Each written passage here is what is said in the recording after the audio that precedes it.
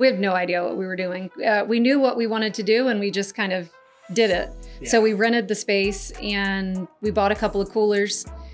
We tried to get an ABC license and, you have to wait. I don't remember how long it was back then, 60, 90 days, something like that. Oh, wow. And then realized that we paid for it with a personal check. So they wouldn't accept it. So we had to kind of start over. The day that we opened, we started serving food. We had customers walking in off the street and the health inspector showed up and said, "Show me your health permit." And we said, "Well, what's that?" So really? Yeah. So yeah, we had no idea what we were doing. And he came in, he inspected real quick. And, I think he was really eager to have new business downtown. So he actually gave us the permit that day and allowed us to continue and stay open. So it was, kind of embarrassing, but when I think back, there's no way we could have done again what we did there. Hey, everyone. Welcome to the Discover Virginia podcast.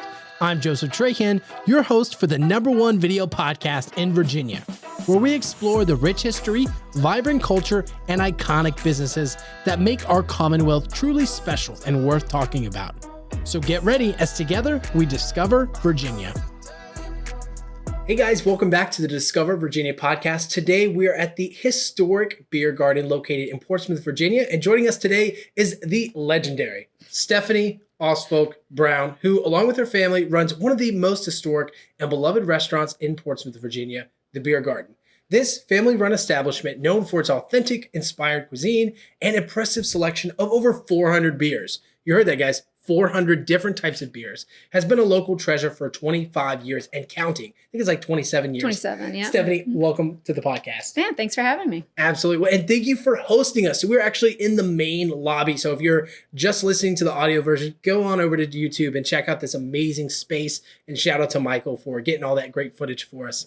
Stefanie, let's start at the very beginning. So I understand you and your family immigrated back in the 60s, correct? Well, yes, my parents did. Your parents did. I wasn't around yet. Absolutely. Thanks for the clarification there. Yeah, because not a day over 35, and right. You're representing it here today. What was that journey like? Maybe that you heard as you were growing up. Mm-hmm. What was that experience like for them?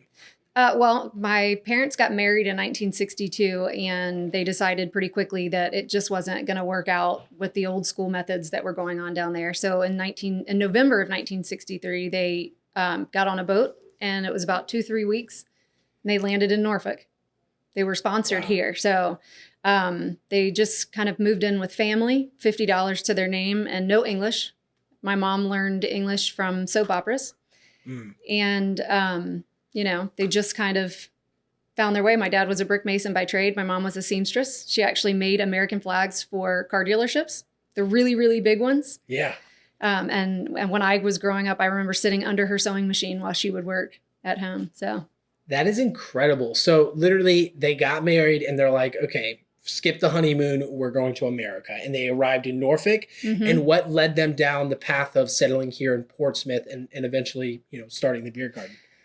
Well, they had never even been to Portsmouth really on and that kind of level. My dad worked in brick mason. He did the sidewalks down here back in the 70s. But other than that, they didn't really know much about it.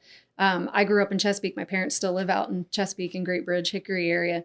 And my brother and I in 96, I believe, we bought a house in Parkview and started working here at the local restaurants and just saw so much potential and just thought it would be really cool, this old world kind of European feel that's down here, and thought that we could do something about it.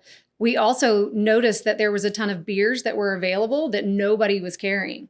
So we were trying to get beer through NATO and things like that, and it just wasn't working out anymore. And, thought there may be a drive out there for people to want the same beers and, things like that. So I was going to wait tables. My brother was going to bartend.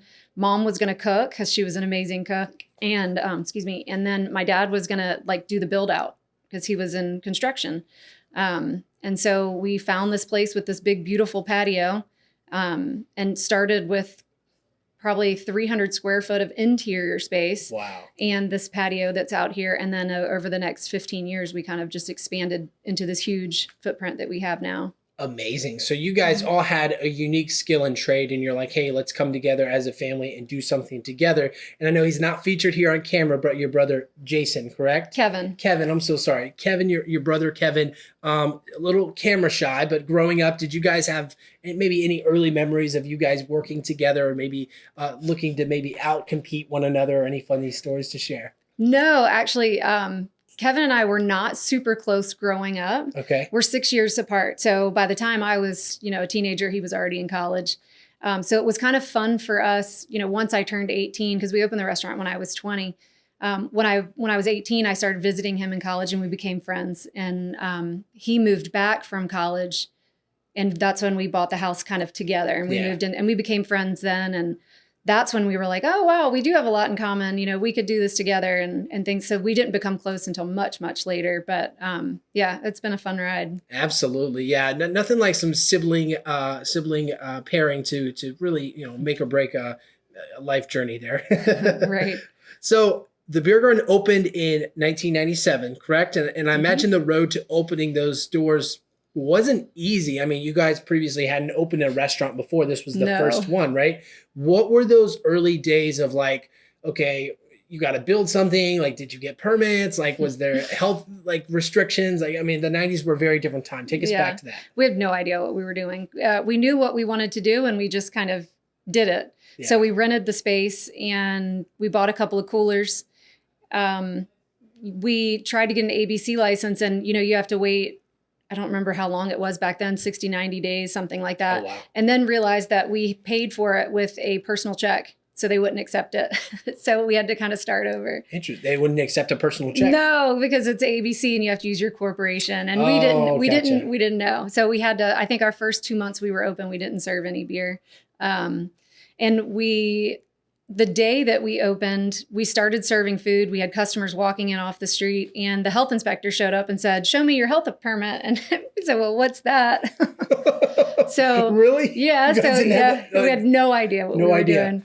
And he came in, he inspected real quick. And, I think he was really eager to have new business downtown. So he actually gave us the permit that day and allowed us to continue and stay open. So it was, kind of embarrassing, but when I think back, there's no way we could have done again what we did there. And of course we thought that we were just going to all work part-time. We all kept our full-time jobs. And I think it was 6 months and the majority of us had to quit everything and just do this full-time. And go full-time into the restaurant. Wow. Amazing. So you guys just bootstrapped it. And I want to go back to this original premise of mom and dad, coming to Norfolk. Cause I think that's a lost story in a lot of ways, with modern amenities and luxuries and this lack of touch from the past of really, in a lot of ways, bootstrapping a journey. So I would love to hear from you, from mom and dad's storytelling and your memories. What was that dream like? And what was that drive that you felt from them when it came to, hey, we not only want to better our lives, but we want to better our families' lives, and we're willing to do whatever it takes, like not knowing how to do anything and making it happen to get there, to accomplish that dream. Yeah. I mean, I think the main reason they left Germany, it was post World War II. Things were really rough and there wasn't a lot of opportunities. And, they were definitely raised old school. Their parents went through the war, so they did not have a lot of opportunities. My father had built a house in Germany and left it to his sister when he left. It was, just so bad there. But getting here and, you're told that it is the land of opportunity and you can do anything. And people are basically handing out money and things like that. I don't think that that's really how it was when they got here, and they did have quite an uphill battle. But, they did have, at least it was at least survivable. And I think that they, to them, they lived the American dream that they had always heard about. They bought a 3-acre lot in 1972 and built, my dad would build the house on the weekends. He would be in construction all week and he would go home and they lived in like this little room and they would build the house on the weekends. And wow.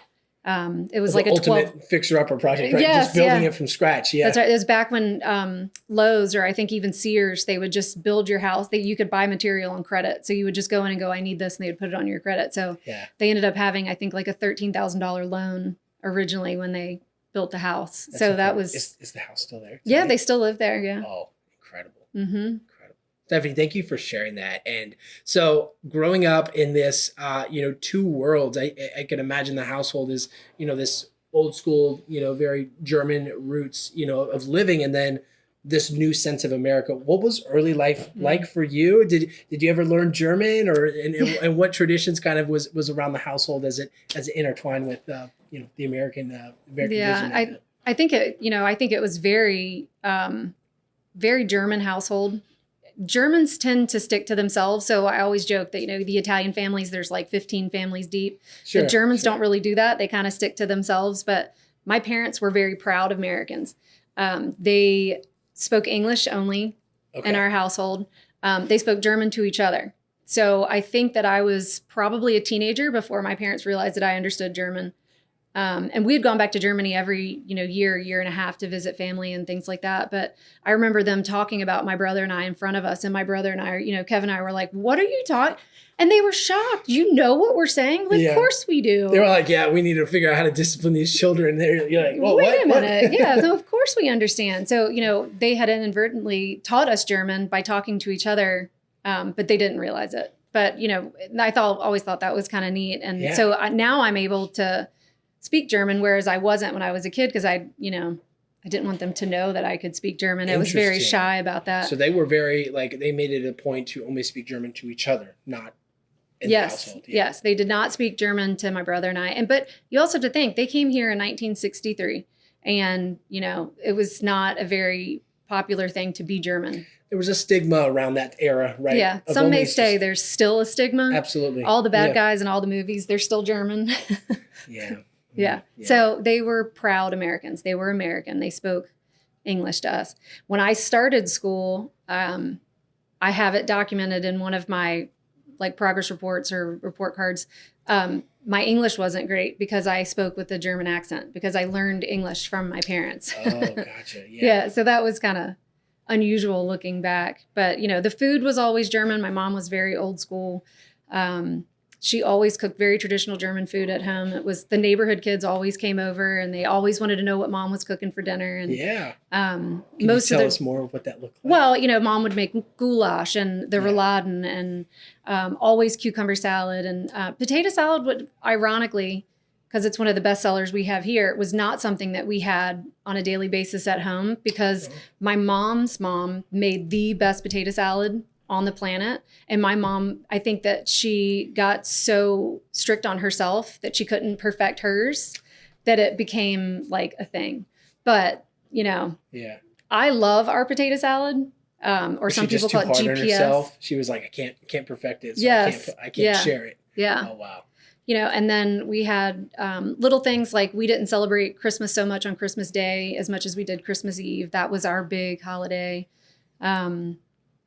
Things like that. It was a very German household growing up. Yeah.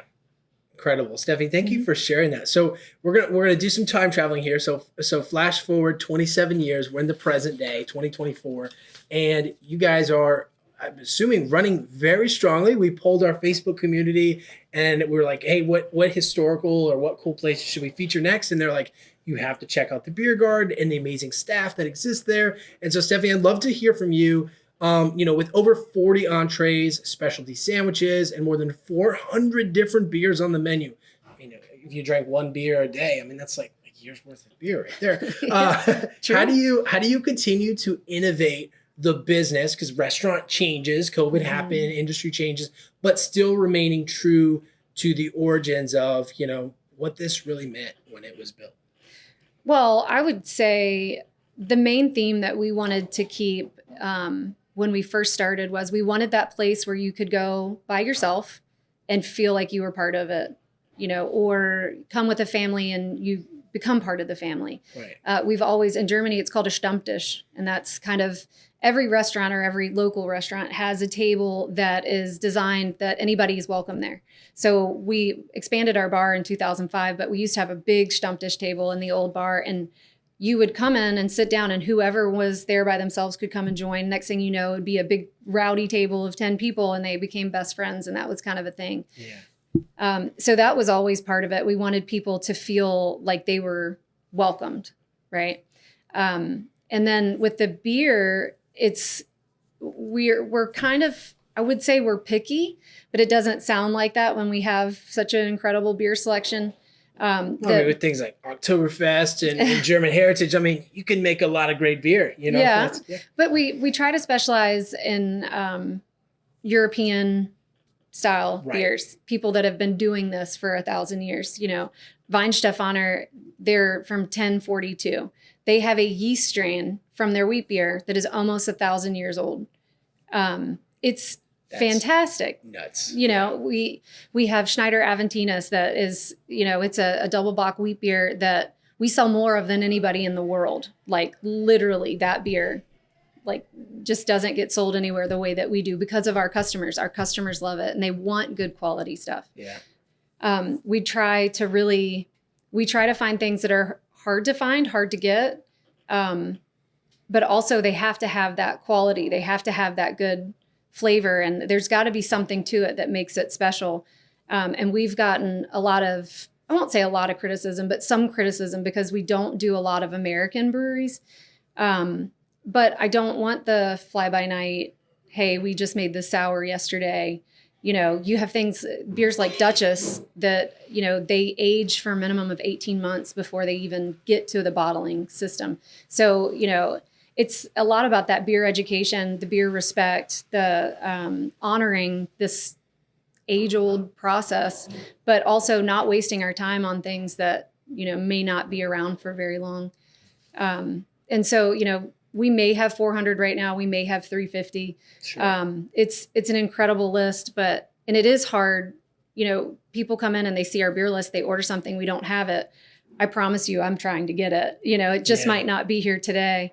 COVID was a real wrench in that system because shipping just stopped, you know, and all this stuff comes over from overseas. And it has been difficult. Some brands have just stopped exporting since COVID. It just became too expensive. So, you know, we always do try to get as much as we can that's hard to get. And, but it has to still pass those quality tests too. Absolutely. And I want to touch on that COVID era real quickly, because we saw this shift within the restaurant industry that I think is worth noting, both for major corporations and also small, you know, what you would call mom and pop shops, where it almost as if the priority shifted for a lot of folks to, okay, it's really expensive to operate, so we need to cut costs, we need to cut staff, we need to shut down. And for a lot of places, even post-COVID, as we continue to pull ourselves up from that experience, a lot of restaurants still struggle with that. I mean, you think of the major chains, like it's, you know, an average cost of a meal now is exponentially higher than before. But you guys have really done a great job, as we've seen, as we've polled the groups and also just been here, of continuing with this honoring of heritage, respect for restaurants, and also this, you know, just really cool community and vibe that you've built. So I'm very fascinated to wonder and hear from you, Stefanie, how do you keep that magic going? I don't know if it's magic. It's definitely been a difficult, I'll call it a season. Sure. Since COVID, things are exponentially more expensive. Of course. You know, and I think that a lot of the things that has helped us is that we've always been a commodity kitchen where we get basic ingredients and make our own food, you know, so we're not really gonna get hurt by the pre-processed soup that someone might, or the chicken wings that somebody buys already ready to go. I mean, we even bred our own mushrooms for the fried mushrooms, you know, so a lot of that has really helped us. Those ingredients have gotten more expensive, but not, I don't think to the same levels that a lot of things, you know, and other kitchens have done.